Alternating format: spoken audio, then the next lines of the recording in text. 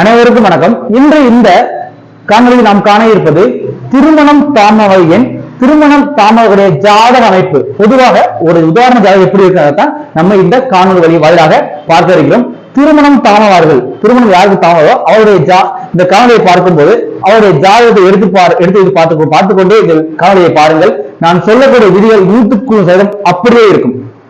நான் சொல்லக்கூடிய விதிகள் 100% அப்படியே இருக்கும். ஒரு பெண்ணாக இருந்தாலும் சரி, 28-30 வயதுக்கு மேல் திருமணம் என்றால் நான் சொல்லக்கூடிய விதி நான் இப்போது இந்த போர்டுல காணப்படுறேன். உதாரணமா இப்படிதான் இருக்கும் திருமணம் தாமாவுடைய ஜாதகம்.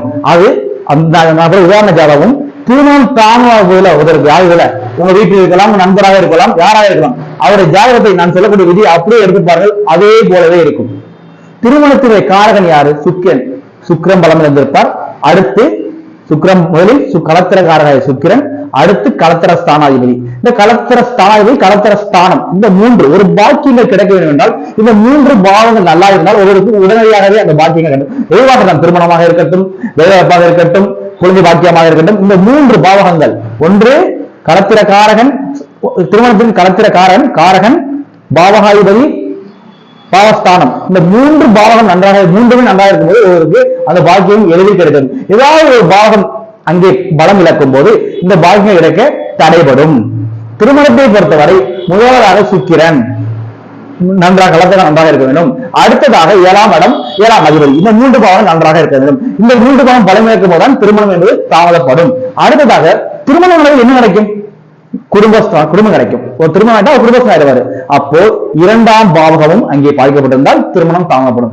2, 7, 8, 2ஆம் இடம் குடும்பஸ்தானம், 7ஆம் இடம் கலத்திரஸ்தானம், 8ஆம் இடம் என்பது அவர் ஆயுள்ஸ்தானம், பெண்ணுக்கு மாங்கல்யம். இது போன்ற பாவங்கள் பாதிக்கப்படும் போதுதான் ஒருவருக்கு திருமணம் என்பது தாமதமாக நடக்கும்.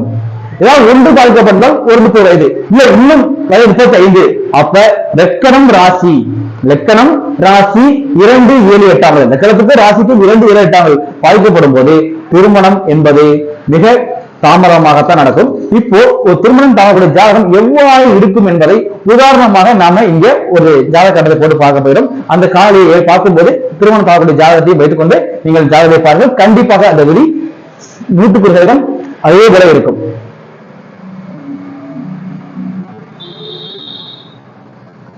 இதுதான் இந்த 12 கட்டம் என்று கட்டமாக நினைத்துக் கொள்ளுங்கள்.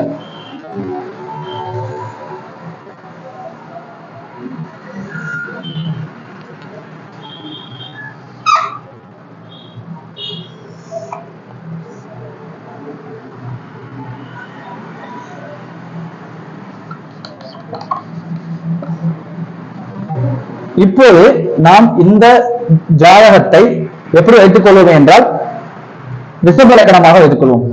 ரிஷப லக்கணமாக வைத்துக்கொண்டு லக்கணத்தில் சனியை வைப்போம்.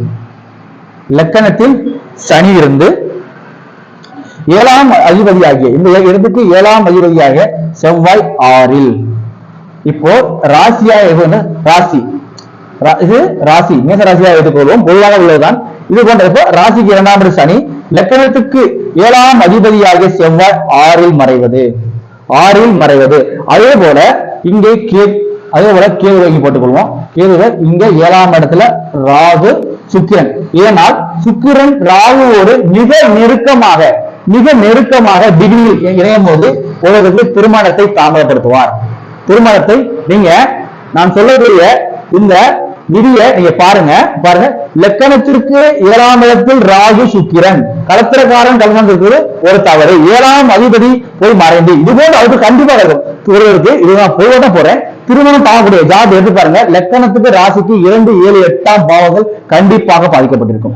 கண்டிப்பாக இது போல கண்டிப்பாக இருக்கும். ஜாதகம் எடுத்து பார்த்தாலே உங்களுக்கு தெரியும். இப்போ ராசிக்கு 7ஆம் சனி கேது, இங்க ராசிக்கு 7 செவ்வாய், இது போன்ற அமைப்புகள் கண்டிப்பாக இருக்கும். அடுத்து புத்திரஸ்தானம் வந்துடும். குழந்தை திருமணம் ஆன பிறகு என்ன கிடைக்கும்? தாம்பத்திய வாழ்க்கைக்கு பிறகு இங்கே புத்திரஸ்தானம், அடுத்தது புத்திரகாரகன். இந்த பாவங்கள் நல்லா இருந்தா கூட திருமணத்துக்கு பிறகு கிடைக்கிற பந்தம் என்ன? தாம்ப சுகம் கிடைத்து அதன் மூலியமாக புத்திரவதம், சுக்கரனுடைய தாம்ப சுகத்தின் மூலமாக குருவுடைய புத்திரகாரகன் கிடைக்க வேண்டும். அடுத்து புத்திரஸ்தானம். சில பேருக்கு இந்த பாகம் நல்லா இருந்தா கூட இந்த பாகம் வீக்கா இருக்கும். 5 கோடி போய் 6 இந்த லக்கணத்திற்கு 5 கோடி புதன் போய் உதாரணமாக இங்கே இருப்பது மறைவது, இந்த பாவங்களை மறைவது, அல்லது இங்கே இருப்பது, இது போன்ற அமைப்புகள் இருக்கலாம். அதோட புத்திர காரகனாகிய குரு நீசமாவது அல்லது அவர்கள் மறைவது, இது போன்ற இங்கே போய் இருப்பது, இது போன்ற பாவங்கள் ஏற்படும் போதும் ஒருவருக்கு திருமணம் என்பது தாமதப்படும். இவருக்கு திருமணம் தாமதம் என்றால் 30, 32 வயது, 36 வயது ஆகுது என்றால் கண்டிப்பாக நான் சொல்லக்கூடிய இந்த விதிகள் கண்டிப்பாக இருக்கும். நீங்க எடுத்து பாருங்க, லக்கணம் ராசி இந்த இரண்டுக்கும் 2, 7, 8ஆம் இடங்கள் கண்டிப்பாக பாதிக்கும், புத்திரஸ்தானம் பாதிக்கப்பட்டு இருக்கும். அப்படின்னா தான் ஒருவருக்கு திருமணம் என்பது தாமதமாக நடக்கும். இப்போ இந்த லக்கணம் மட்டும் பாதிக்கப்படுங்க. ஏறாமடம் உதாரணத்துக்கு லக்கணம் மட்டும் பாதிக்கப்பட்டுச்சா, இங்க செவ்வாய் இல்ல, உதாரணத்துக்கு இங்க செவ்வாய் இல்லைன்னு வச்சுக்கோங்க, இங்க லக்கணம் மட்டும் பாதிக்கப்பட்டா இவருக்கு ஒரு 32 வயசுல மேரேஜ் ஆயிருங்க. ஆணாக இருந்தால் 32, பெண்ணாக இருந்தால் ஒரு 30 வயதுக்குள் இவருக்கு திருமணம் பெண்ணாக இருந்தால் நடந்துவிடும். இதே இது இப்ப லக்கணத்துக்கு 7ஆம் இடம் பாதிக்கப்பட்டு ராசிக்கு 7ஆம் இடமும் பாதிக்கப்பட்ட குரு இல்லைன்னு வச்சுக்கோங்க, இது பாதிக்கப்பட்டிருக்கும் போது கண்டிப்பாக 35 வயது வரை இவருக்கு திருமணம் நடக்காது. 35 வரை லக்கணம் ராசி 2 பாவங்களும் பாதிக்கப்படும் போது 35 வயது வரை இந்த ஜாதகத்தை திருமணம் என்பது நடக்காது. இதுபோல 2 பாகம் 2 கண்ணு நினைச்சு அதே போலதான் ராசியும் லக்கணமும் நம்முடைய ஜோதிடத்தினுடைய இரு கண்கள், ராசியும் லக்கணமும் இரு கண்கள், இந்த 2 பாகம் பாதிக்கப்படும் போது மிக தாமதமாக திருமணம் நடக்கும். அதுவும் இந்த 5ஆம் பாகம் பாதிக்கப்பட்டால் ஒரு மனிதனுக்கு சுக்கிரனும் கெட்டு குருவும் கெட்டு விட்டால் திருமண பந்தமே இல்லை என்று சொல்லலாம். சுக்கிரனும் கெட்டு குரு, சுக்கிரனுடைய தாம்பசிய திருமணம் என்ற தாமசத்து மூலம் புத்திரை கிடைக்கும். இந்த 2 பாவம் கெட்டுவிட்டால் திருமணம் என்பதே சொல்லல, ஒரு காரகன் பாவகம் பாவம் 3மே கெட்டுவிட்டால் அந்த பாக்கியங்கள் அந்த ஜாதகருக்கு வாங்கவே கிடைக்கப்படாது. இப்போ நாம சொன்ன இந்த திருமணம் தாமக விதிகள் அப்படியே பொருந்தி வரும். நீங்க எடுத்து பாருங்க, திருமணம் தாமகத்துடைய ஜாதகத்தை எடுத்து பாருங்கள், அதே போலவே அவருடைய ஜாதகம் இருக்கும். நன்றி, வணக்கம், வாழ்க வளமுடன்.